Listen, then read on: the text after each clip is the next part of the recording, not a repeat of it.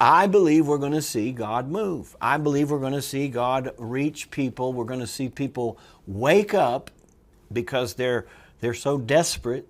They're being really taken advantage of, controlled, manipulated, and eventually people, even in their worst state, some people are going to say, I want to find another solution. Everything I've tried didn't, everything I've thought was going to help didn't help. Every election made things worse.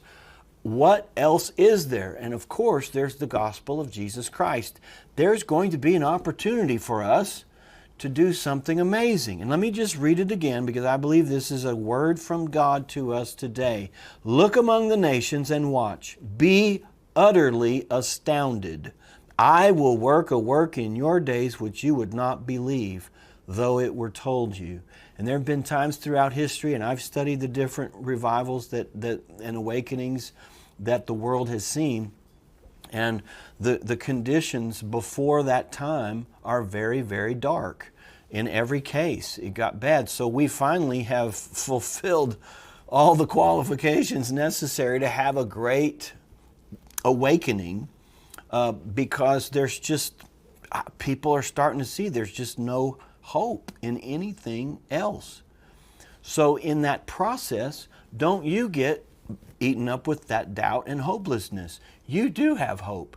We have a God in heaven, and He wants us to continue to run the race that's set before us. He wants you, if you've been discouraged, if you've been disappointed, if you've been disillusioned, He wants you to get your vision back.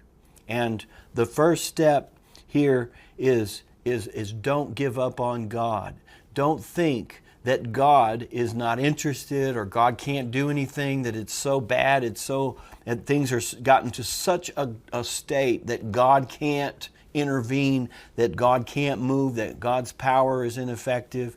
I tell you, God is always willing, and when society, when churches, when people give Him the opportunity, open their hearts, when they give Him any opening, He's able to rush in and fill the void.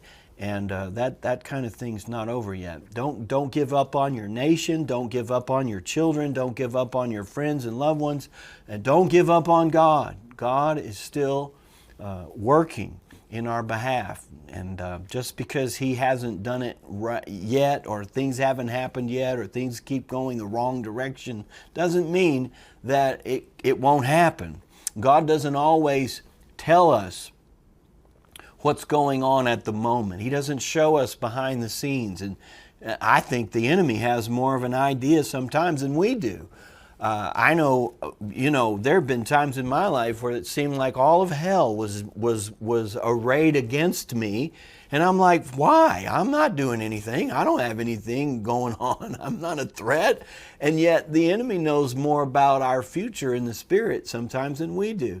But I tell you one thing, as God fulfills the promises He's made to me and to my wife and to other people that we know, the world's going to feel the impact. The world's going to feel the effects. But in the meantime, we can't give up hope. You cannot be discouraged and give in to depression and discouragement. That is a lie from the enemy. So, number one, don't give up on God. Let me just give you this. I've talked about this before, and I said, there's old math and there's new math. But let me just say it this way. There's natural math, and then there's supernatural math. And I'm going to use this illustration. One of my favorite examples in the Bible is when in Luke chapter 8, it happened on a certain day when He got into a boat with His disciples, and He said to them, let's cross over to the other side of the lake. And they launched out, and you know what happened, and I get a lot of sermons out of this little adventure they went on.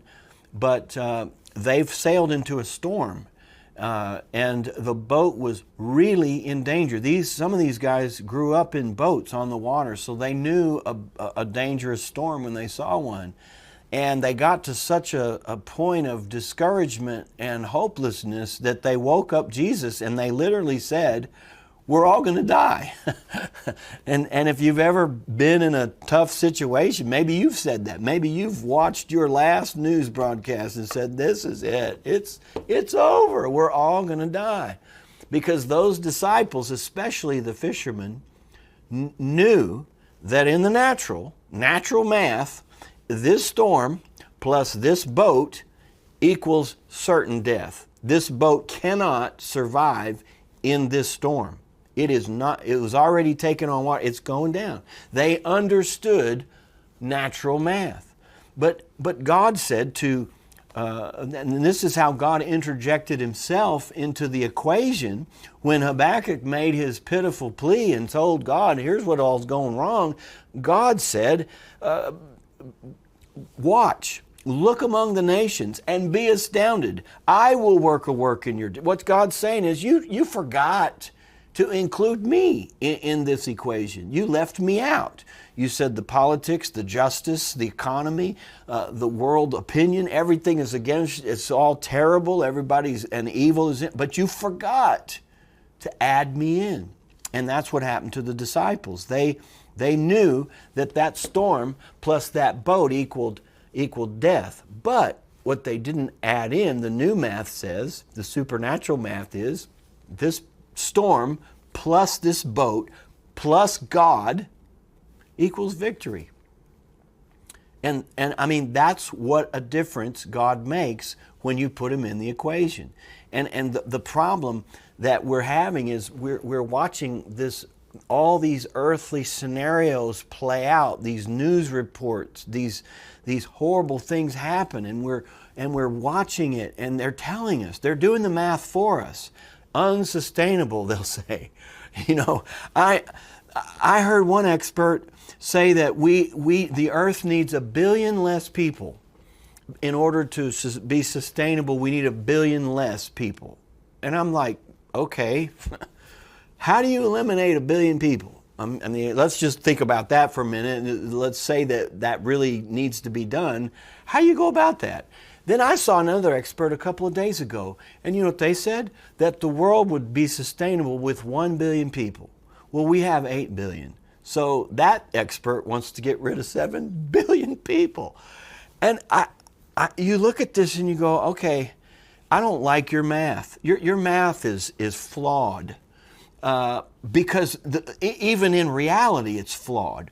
Because we have 8 billion people on the planet today.